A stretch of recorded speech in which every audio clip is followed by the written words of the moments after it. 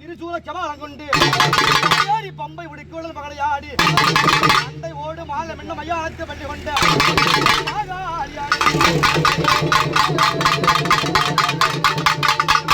பிறந்தாய் மலையனூரி போய் வந்தாய் சித்தனூரி தங்கிறது தாழனூரி அம்மானி தலை தெரிந்தாய் மலையனூரல்ல விட்டு ஆகாலி வந்திரம்மா உடலக்கரையை விட்டு மூலமணல் வந்திரம்மா மையானக்கரையை விட்டு ஆடி வந்திரம்மா